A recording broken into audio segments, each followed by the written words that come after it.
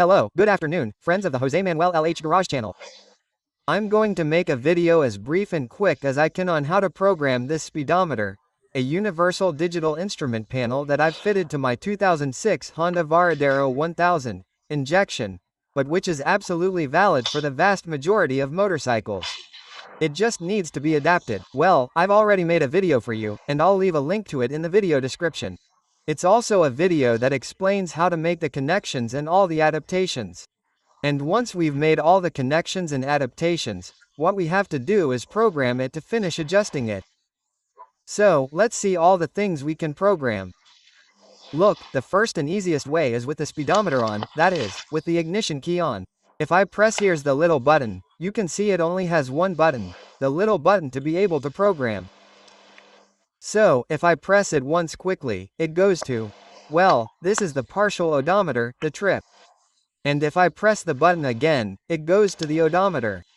Total, okay, this one, as it's new, is at 0, okay, that's with the key turned on. And the next thing we can do with the key turned on is to change the unit of measurement from miles per hour to kilometers per hour and vice versa.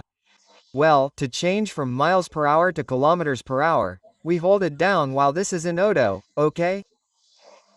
We hold it down for 8 seconds.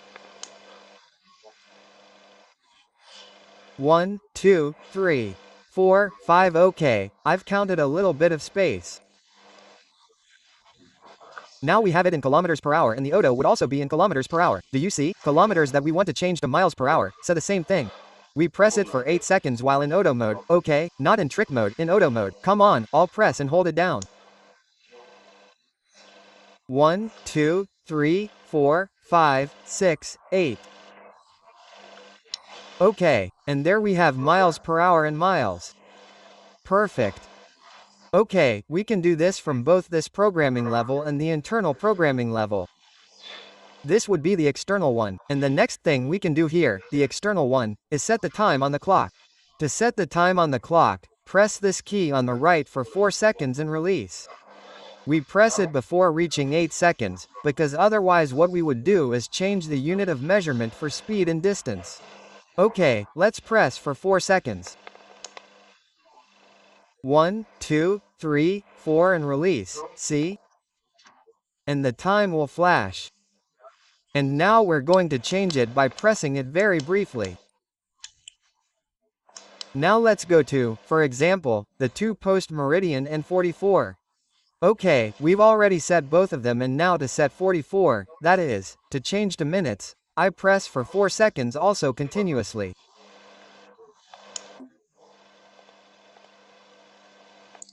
There and release.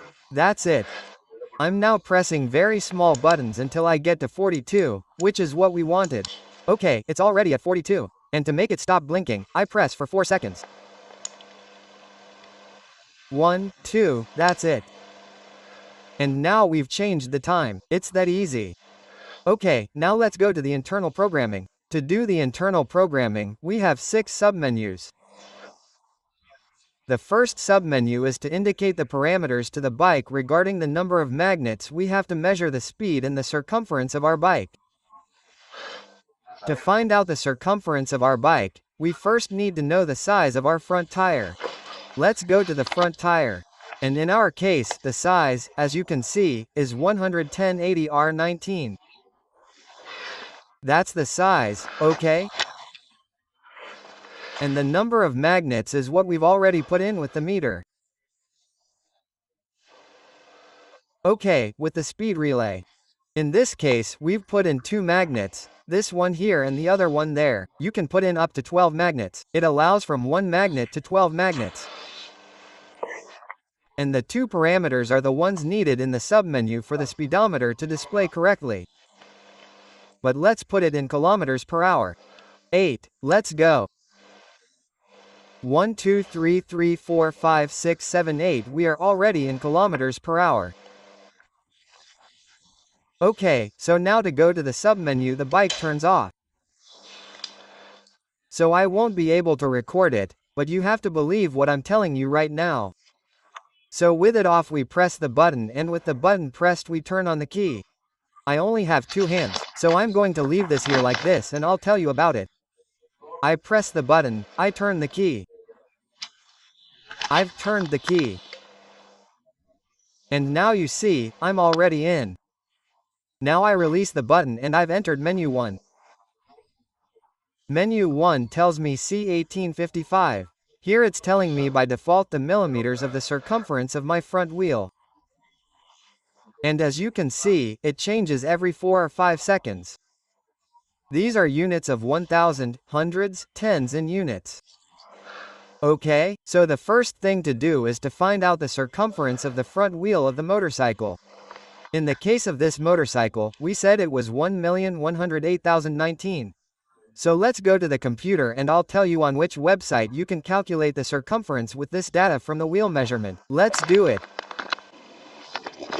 Look, to calculate the circumference of the wheel, let's go to this URL, okay? lovh.cdf.c.es and we'll get there. This isn't used to see if different wheel sizes are compatible. Let's hope, that is, we only need to fill the current tire. So, where it says width, we had 110, we mark 110. In profile we had 80, we mark 80 and our rim was 19R1. Let's go to 19, click calculate and it tells us that our circumference shows us the diameter and circumference. We are interested in this data. The circumference of this bike is 2069.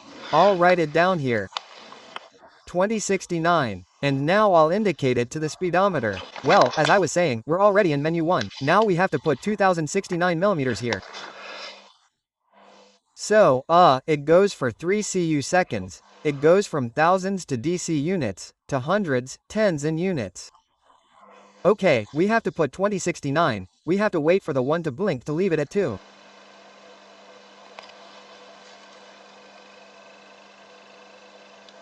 Okay, the 1 is blinking. I press the button once and it's already at 2. I wait for it to go to the next one. Since it's 2069, 0 is fine for me and I'll have to wait for it to go to tens. We're already in tens and I press until it shows 6. I already have 6. I wait for it to go to the units and I have to press as many times as necessary here until I get to 9, that is, 4 times. 6, 7, 8 and 9. I already have my circumference 2069 which is obtained with menu 1. Now we have to go to menu 2 to tell it the number of magnets that, with the combination of the millimeters of the front wheel circumference and the number of magnets, it calculates the speed perfectly. Okay, so now I hold down the button for 8 seconds without releasing it so that it takes me to menu 2. Let's do it. Don't release it until it takes me to menu 2. Okay, I'm now in menu 2. Look, it shows me 12 magnets. I can enter from 1 to 12. We had 2 magnets. So, I give it 1 and 2 magnets. Now I hold down for 8 seconds without releasing it and I go to menu 3. Okay. So, 8 seconds without releasing it until I go to menu 3. Okay, menu 3 is to indicate the number of cylinders the bike has. This is set up, this speedometer for either 2-cylinder or 4-cylinder bikes, and this helps us to correctly indicate the number of revolutions. If our bike has 2 cylinders, like this Varadero XL 1000 XL 1000V from 2006 with injection. Okay, so it already has 2 cylinders in a V. If I leave it on 4 cylinders, the revolutions will be much higher than they actually are, and vice versa. So, I have to enter the number of cylinders it has. It is not prepared for 3-cylinder engines like the Triumphs, for example, or for single-cylinder engines. So, well, then I press it once and it goes to 2. And if I press it again it goes to 4. If I press it again it goes to 2. Since mine is 2, I leave it on 2. Okay, I keep it pressed permanently to go to menu number 4, which is to indicate the number of stripes I want my fuel gauge to have. Well, I press for 8 seconds to go to menu number 4 and so on in menu number 4. Okay? And so this is so that it marks me either 2 or 3 bars, you see. or 3 or 2 or 3 or 2. I prefer 3 bars, although in my case it is not applicable, but just so you know, it would be menu number 4. Okay, 3 bars. If I press for 8 seconds, I would go to menu number 5. Come on, 8 seconds to go to menu number 5. And menu number 5 also allows us, just like we have seen in the external menu, in this internal one, to be able to change from kilometers to miles. You see, if I press it once, I go to miles, and if I press it again, I go to kilometers per hour. In our case, kilometers per hour. I leave it and finally press for 8 seconds to go to menu number 6 and last. I am now in menu number 6. If I press this once, which is the odometer that I have accumulated, I would leave it at 0.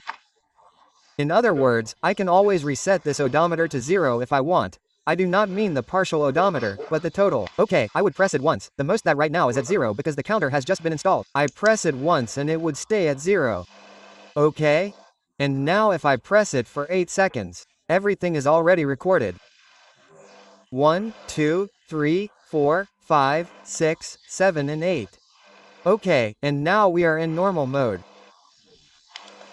Now it would have the revolutions correctly. Look, I want to show you the revolutions. I have put 2 cylinders, do you see? I am going to start the bike and see how it shows me the revolutions.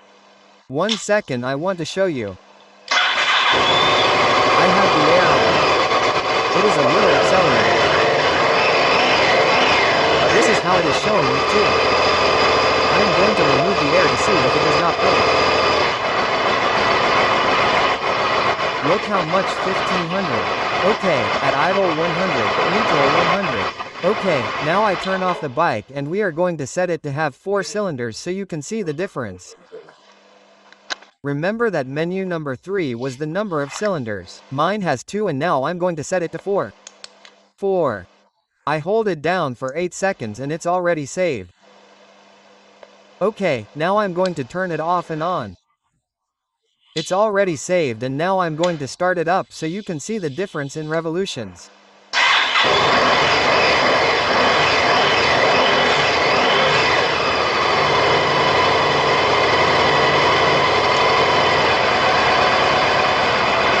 Well, contrary to what I told you, if I set it to 4. If I set it to 4 cylinders, it shows much fewer revolutions. Okay. Here it's showing 500 revolutions. Maybe it's at least 1000. Okay. And it's idling at 500 revolutions with 4 cylinders. I'm going to put it back on 2 cylinders and you'll see the difference again. It's very cold and it's a little hard to start because it's very cold. Okay, we said that with 4 cylinders it shows fewer revolutions. We're back in menu 3 and now I'm going to put it back on 2 cylinders so we can compare. Okay, 2 cylinders and I'll apply 8 seconds to save. Give it. Okay, I'll turn it off. It's already saved. I'll turn it on and start. See?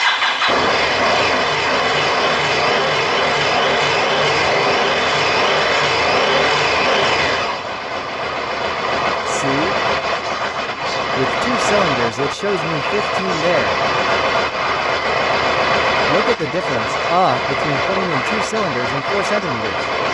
Well, that's it for now. I hope this video has been useful for you to program your speedometer correctly. This doesn't just apply to this speedometer. Almost all of these speedometers sold from China. Almost all of them are from China. These universal digital speedometers more or less have the same philosophy. That is to say, first you have to adapt them and then you have to program them. They are programmed more or less, I repeat, with these same parameters. And that's it. As you can see, it's good. Knowing it's easy, but until you figure it out it's complicated and almost no supplier of these speedometers sends you these instructions. This has cost me quite a bit of work to figure out, asking on one side, asking on the other. Of course, the person who sold it to me didn't send me proper fitting instructions or proper programming instructions, but hey, that's what I made the video for. Okay, but I haven't seen many videos that explain this, at least not in Spanish, so I'll tell you about it and I hope you find it useful. See you in the next video. Bye, friends. If you want, I recommend you also watch the short version of the video on how to do the steps and then the long version of how I did it on this bike.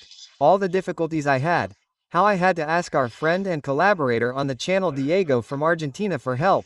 Well, to fit everything properly and get everything right. And then I'll make a video when the bike is completely finished, which is practically finished. Okay, come on, bye, friends. See you in the next video. Bye.